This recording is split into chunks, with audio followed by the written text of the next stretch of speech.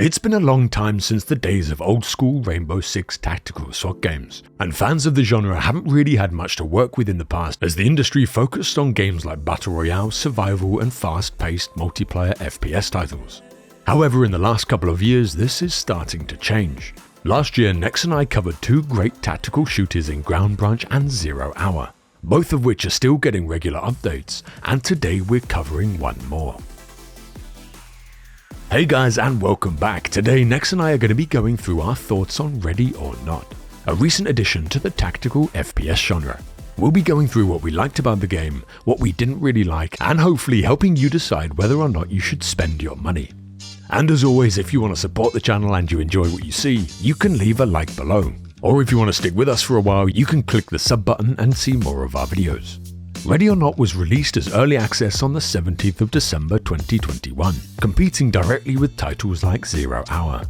And in many ways these two games are very similar. The style of the maps are similar, the mission types are almost exact copies of one another, and the slow methodical gameplay is something you'll find in both. However, where Ready or Not begins to pull away is in the finish. Compared to other competitors in the market, it feels like a far more polished game. The graphics are better, the sounds are better, the gunplay is more realistic, and the overall experience is arguably more refined. That's not to say that 0 Hour is a bad game, because it's not. It's just that Ready or Not has more of a high budget feel to it. Early access can be a bit of a red flag in today's market. However, the game at this point does feel mechanically complete. It just needs a bit more variation in levels, weapons and gear, all of which seem to be in the pipeline for development. And while some people might like the slightly more arcade style and feel to 0 Hour, I think there will be a large part of the fan base that will love the high recoil and unforgiving nature of Ready or Not. The maps available so far provide dozens of ways to approach your objective. There's handfuls of equipment to help you peek under doors, shut out lights and deploy night vision, shotgun locks off doors, breach with explosives, and even go in non-lethal with a couple of pepper spray guns. Overall, it's a welcome experience for fans of SWAT games, and one that we think has a huge amount of potential to complement games in the revival of the genre. Ready or Not was for us a highly anticipated co-op shooter that we mentioned in our top 10 video for last year. It represented a genre that we've come to enjoy more and more as time goes on, and the focus here is realism, and more realism. The game is set amongst the backdrop of both political and economic instability in the United States, and has you taking on various challenges on predefined replayable maps, mainly detaining suspects, defusing bombs or rescuing hostages, all in order to get as good a score as possible upon completion. You and your squad are based in a sort of SWAT HQ, where you can organise your NPC buddies if you're alone, and select your loadouts, which will consist of a primary weapon that is a choice of either assault rifle, submachine gun or shotgun, with most of the options lying within the assault rifle category, a secondary weapon which will be your choice of sidearm, including things like tasers, gear with a choice of armour types offering a trade-off of mobility or night visibility for defence, your grenades flash, bang and smoke. Do you want a flash? Sure. 3, 2, 1.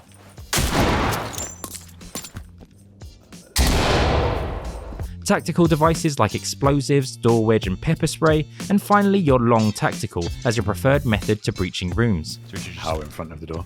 1 meter out. So like it's directly in front. Oh, you got him, but he's not dead. Now he's dead. Nice one. Next, you can head downstairs to customize your loadout further, with sights, optics and over and under barrels. Not a huge load of options here, but I don't think there needs to be, due to the limited ways you'll be engaging enemies, which is full of short to mid-range engagements, with plenty of angles that need covering. You'll also have the opportunity to test them out at the range before selecting the mission you want to take on from this map. There are only a handful of missions currently, with another handful of difficulties that affect the number of objectives you need to complete. But if you're as bad as us, each one is worth hours of gameplay. Jumping in and what you get is an incredibly smooth, pretty nice looking game. The environments truly reflect the real world's grit, with punchy atmospheric audio to match, and there's a good diversity of maps through varying colour palettes and building types too. Although there are objectives laid out, there seems to be no real story or narrative driving your decision making. Doing the same objective on any map will be tackled in the same way.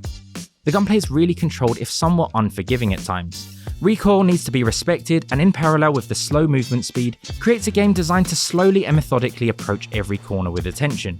Time to kill is incredibly fast as you'd expect from a hardcore shooter, so you'll have to be immune to the frustration of playing so well only for the run to be ended by someone in a direction you forgot to check. That being said, if you find yourself wounded, there's an opportunity to treat your wound in order to carry on at a reduced health threshold.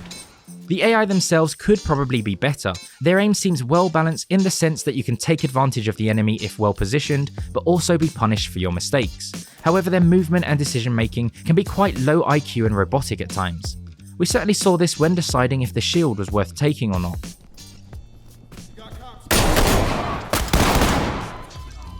Oh mate.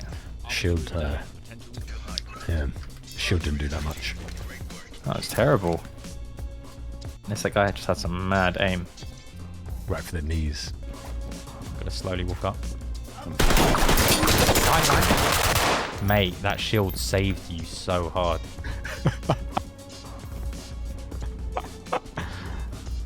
Good job. Mate, did that guy shoot me in the back on my shield? Many times. Many times. I'll take it back. For maximum points in the end, you'll want to follow the game's rules of engagement, which means focusing on getting enemies to give up so you can restrain them and only killing those that pose an immediate threat to your safety. This means watching them very closely right up until they fall to their knees, before you can consider them safe to approach. You can call out to your surroundings to encourage them to give up, which will either cause them to surrender, run away, or start firing on you. Guns will have to be packed for evidence as you clear the mission too. There are some great details which add a lot to the overall experience, like this mirror cam to scout enemies on the other side of doors. Yeah, you hit him in the arm. Go right a bit. Good job. Door's trapped. Okay. Peeking inside, or just downright kicking it down, as well as being able to tune into your buddy's headcam for better awareness of the situation. And if you don't have any buddies, you can bring along a crew of NPCs that follow you a bit too close for comfort. But you get a really intuitive set of command controls to breach doors, making this option an improvement over anybody I've recently played with.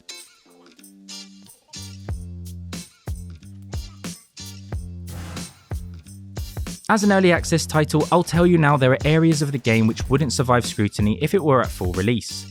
We at times were getting shot at by enemies through walls that couldn't know where we were in those moments, and a couple times had audio issues that repeatedly played the falling animation of a downed enemy. Do you hear like a falling sound? Yeah, I killed a guy and he's never ending. Mental. Okay.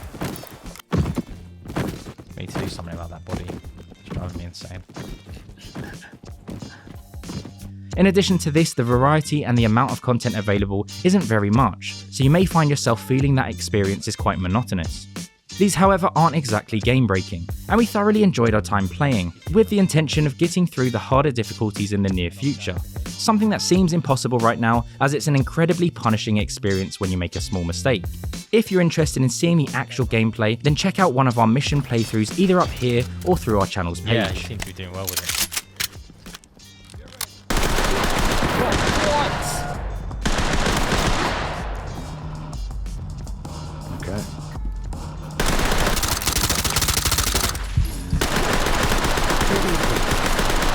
Really just die at spawn. As if that just happened. Overall, we think Ready or Not is a great addition to the FPS genre, and more specifically the tactical FPS genre. With games like Ground Branch and Zero Hour already on the market, Ready or Not adds another great option to the list with a slightly different playstyle, and a playstyle that some people may well prefer. Currently the game has multiple maps, a decent amount of weapons and gear, and you have the ability to go in solo with bots that can follow instructions, or join a squad of friends. Graphically, out of the 3 games that we've mentioned in this video, it has the best graphics and by quite a wide margin. Lighting looks amazing whether you go in dark with flashlights or you're using IR lasers with night vision. And small features like the ability to drop glow sticks help add to the atmosphere and let you track your progress through each mission. Mechanically, the game feels great too. It's more difficult and less forgiving than many of the other tactical shooters on the market, and probably on par to something like Ground Branch. You have very little HP, which becomes even more of a problem if you choose not to bring armor. And if you go fully automatic, the recoil on your weapons needs experience and control to manage. However, this all adds to the tense close quarters feel of the game, making it extremely satisfying and highly enjoyable. And if you're already fans of the genre, we think this makes for a very satisfying and enjoyable experience. All in all, we think it's well worth jumping into if you like tactical shooters. Let us know in the comments what you think of the game, and we'll see you in the next one.